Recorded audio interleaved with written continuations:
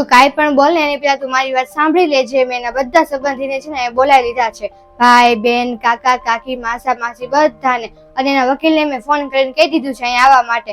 બધા છે ને કલાક દોઢ કલાકમાં અહીંયા આવતા જ હશે. મારે હવે એની સાથે છે ને છૂટા છૂટા જોવે છે, મારે બીજું કાંઈ નથી સાંભળવું. આટલી મોટી વાત થઈ ગઈ તે તારા મા બાપ ને પૂછ્યું? અને પેલી વાત તો ઈ કે તું તારી સગાઈ થઈ હતી ત્યારે તો તું બહુ ફરવા વઈ જતી હતી, ત્યારે તો તું એમ કહેતી હતી છોકરો તો બહુ સારો છે, રોજ તું એની હારે ફરવા જતી હતી, નાસ્તા પાણી કરતી હતી, બધી વસ્તુ લેવડાવતી હતી એની પાસે, ત્યારે તો તને બહુ સારો લાગતો હતો. લગ્ન થઈ ગયા અને કેટલા મહિના થઈ ગયા, અત્યાર સુધીમાં તારી કાંઈ ફરિયાદ ન થઈ. તું તો એમ જ કહેતી હતી મારું સાસરું બહુ સારું છે, મને અહીં બહુ ગમે છે, બધા મને બહુ સાચવે છે, તું મજાના હારા હારા કપડા પહેરો છો, તને ગમે એવા જેવા તેવા, અને તને કોઈ રોકટોક કરતું નથી, મજાનું જમવાનું સારું, નાસ્તા પાણી કરવા જવાનું, ફરવા જવાનું, કોઈને તું પૂછતી નથી, વહી જશો ગમે તારે મન ફાવે એમ કરશો બધું.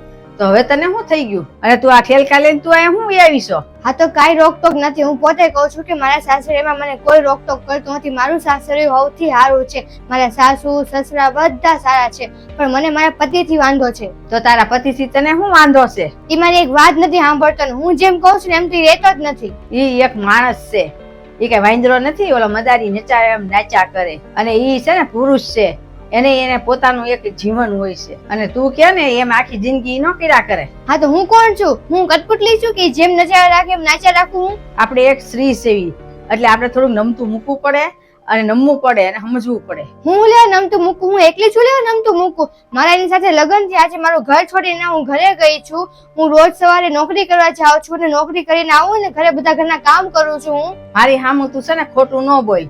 તું સવારના 7 વાગ્યાની વહી જશો નોકરી ઉપર ને બપોરે 3 વાગે આવશો, અને તારી સાસુ આખો દી કામ કરે છે, અને હવે તો ઈ થાકી ગયા છે ને એટલે એને કામ વાળી રાખી લીધી છે. હું તારી માં છું, હું તને સારી રીતે ઓળખું છું, અને તું અહીંયા આવીશો ને હું તને નહીં હાસું, અને જે તું બધા લબાસા લઈને આવીશો ઠેલકા લઈને, એ બધા ઠેલકા લઈને સાની માની વહી જા. આ વાત મેં તને પેલા કીધેલી છે, એટલે તું સમજી જાજે. અને હું તને છે પાણી નહીં પાવ એટલે તું વહી જજે સાની માની. હું અમારું ઘર નથી, હું એનો રહી શકું?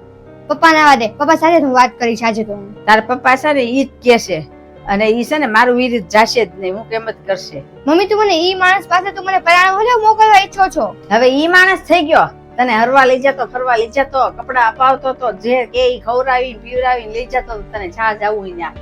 અને હવે ઈ માણસ થઈ ગયો ત્યારે તને ઈ હારો લાગતો તો? હા તો એ બધું કરે જ ને, મેં એની સાથે લગ્ન કર્યા છે, એની ફરજ બને છે. તો ઈ કેવી રીતના ઈ માણસ ખરાબ થઈ ગયો? પતિ પત્ની વચ્ચે તો થોડા ઘણા તો ઝઘડા હયાત કરતા હોય, તેમાં કઈ માના ઘરે ઠેલકા લઈને ન આવવાનું હોય. માએ કઈ હું ઠેકો રાખ્યો છે તમારો? ત્યાં આખી જિંદગી તમારું ધ્યાન જ રાખ્યા કરે. હા તો તમે લોકોએ મને હું ત્યાં વેચી નાખી છે, જ્યાં મારી સાસરીમાં કાંઈક તકલીફ પડે, કાંઈક મુશ્કેલી આવે તમારે ક્યાં જવાનું? અહીંયા આવું ને હું.